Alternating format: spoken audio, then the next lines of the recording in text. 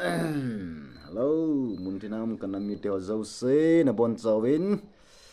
ngilha pha bolo ngilha pha sun pha zan pha jingka pha kain bolonin tu ngilha pha hin patinin damna phat pha ipi naw dikathanin koloi nu to pathin wa chai la kan sa hon de hin ji sun muntinam kanami teo zause na ngày lụt nào lệ ngày support nào vật sợ nan ngày hi dòng lệ thân ôm tại na ngày hồi tin pana chạy na chân gay anh ngày hồi tê team vòng rồi cả team bị hòn bốn na hi dòng lệ bát hi nên lim lemel ta sa ti bagi kim ke ai bị hầu hi lấy lệ cầm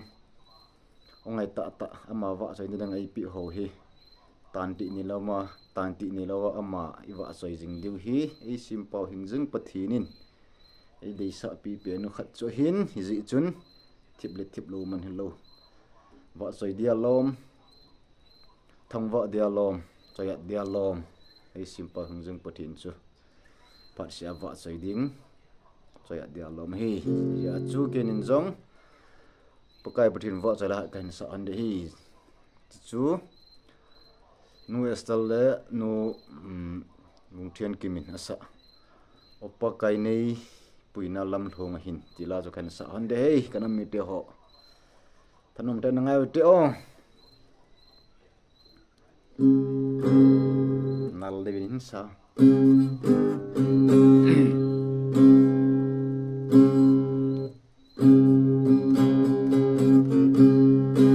opa kai nei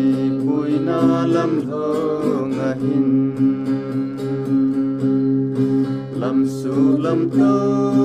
ha sa ka sot lai ai mi lon hi lon pha som a ji ke ma changin ka chi tim khoi in la ka ko ma pa ka Kakipana kapong zukoi Kaikim nahi pakai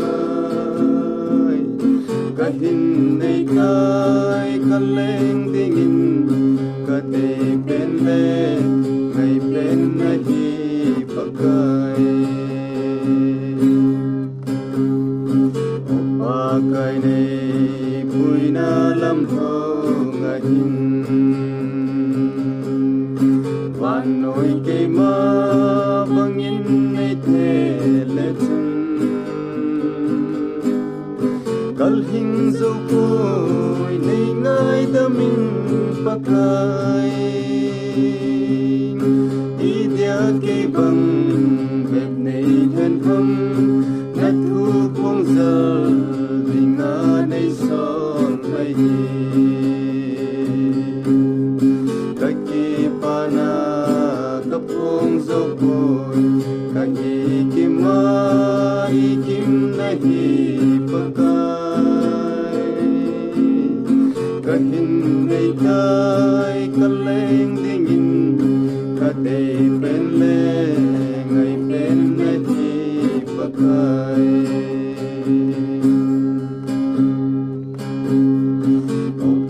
Kai nei puina lam thong a hin ka se ka ve kanum ka ma nei pui ka hoi na le ka ki pana nahi al hing zo lo dinga nei kum nang zalin hi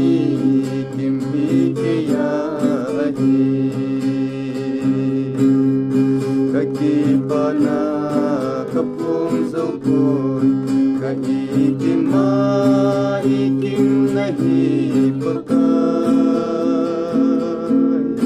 Kahin nei kai kaleng dingin Kate pen le ngai pen nahi pakai Kakipana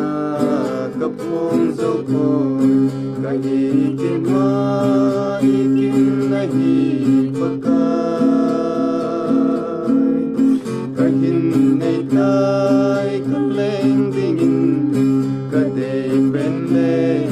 ngai pen nahi pakai